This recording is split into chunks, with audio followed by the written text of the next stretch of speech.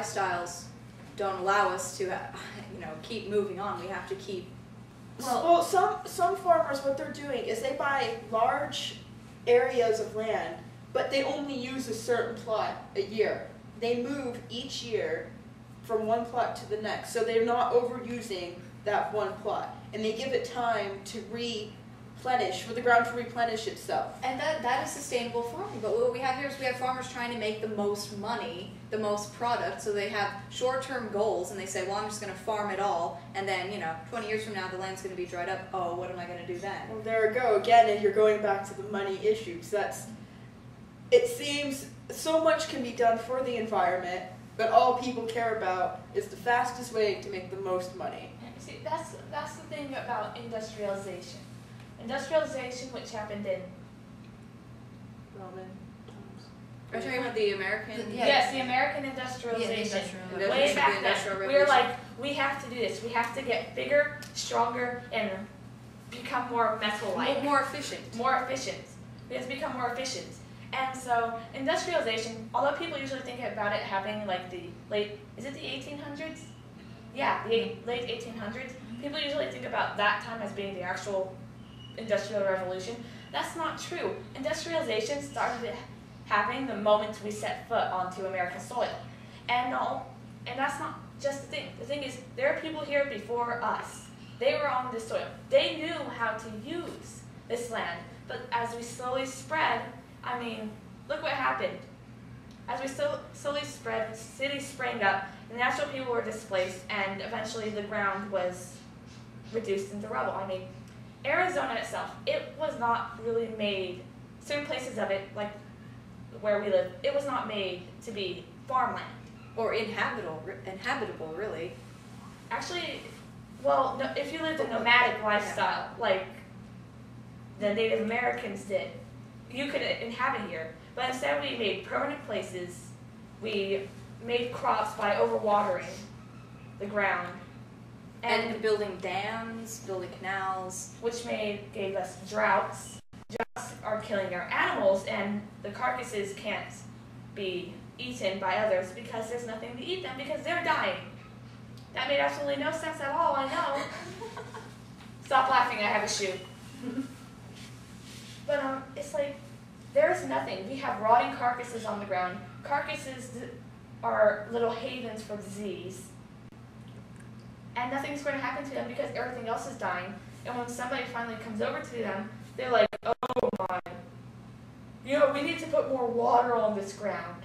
And that water won't do anything because the ground is too dried and cracked. Well, one thing about, you can't overlook the good that decomposing does for the environment. I'm not overlooking it. I'm just saying it can't decompose because it can't go into the ground. The ground is too dry. We're in modern society. We're trying to turn inhospitable regions and uninhabitable places into our paradises, into our homes, our communities, and it's just taking a toll on the environment with all of the alterations we're doing to the natural landscape.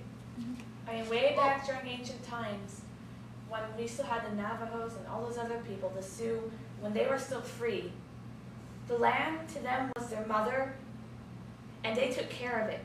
They knew what they had to do. They knew that they could not survive permanently in one little tiny spot. Yeah. So they kept moving. And they used everything from their kills. They used everything, well, just about everything. And whatever they didn't use, they returned it to the ground. Unfortunately, there's too many people in America to just go, okay, let's take Arizonans and move them somewhere else.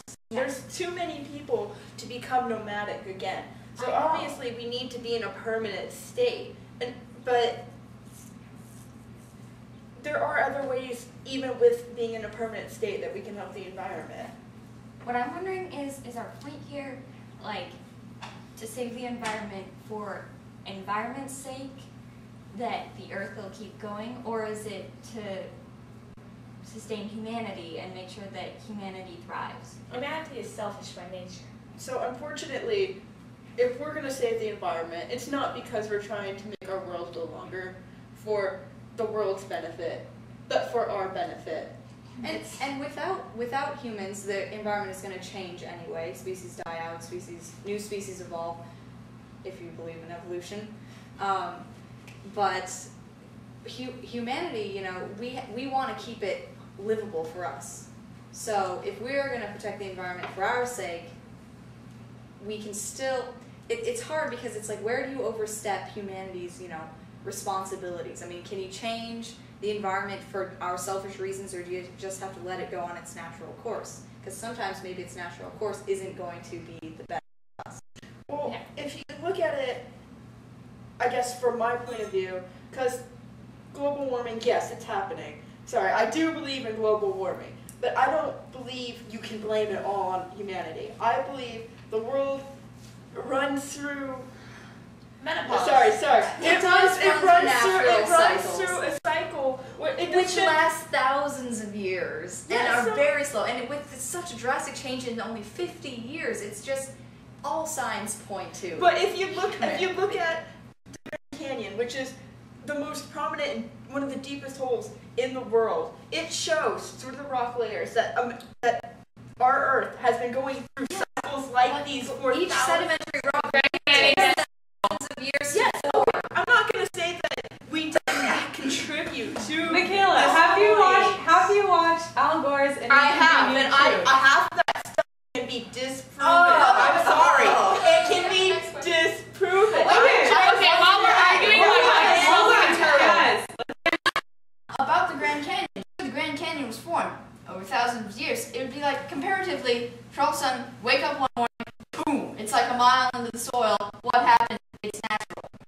It's not really. Well, I'm not saying that people haven't contributed to global warming, but I'm not going to say that it's all of our fault, or that all of this is happening because of us. Okay, yes, we put a hole in the ozone layer from our own wastes, but Carbon emissions from burning fossil fuels. I thought it was CFC or whatever. But Various- I'm not going to blame it all on us either. I mean, I'm sorry, but I believe that the world goes through cycles. Yes, is it going through at a fast pace? It is. But sooner or later, and it shows during science, we're going to start cooling down again. Whether day it after be tomorrow. our health, whether it be because we pushed it towards that, or because it went through naturally. And all humans were killed off by Exactly. climate change and Okay, drought. I'm sorry, but If we go at this rate, our population is going to be reduced drastically by more than 50%. okay, May that be a good idea? Which, exactly, Alicia's right. It may actually reduce the problem. well, okay. I'm sorry. I'm going to agree with Alicia on this. Yes, it's unfortunate if all of this does reduce the population, but then again, some people would say maybe that's what we need. Maybe, and I'm not condoning it. Apocalyptic disaster. That's not the way we want to control our population. I think we should use genocide. Yes, we That should brings us use to our next question. If we want to do it effectively for the environment, this time we need to attack white people. Just like all white people. No, Any ethnicity. why white people? because white people make up most of the population. I'm sorry, but Well, not actually. I mean, Technically, yes, Asians America make up most of the contributed to population. the That's climate true. problem, but other foreign nations are also contributing to this problem, and they have China. denser populations. White China. people and So, Chinese people.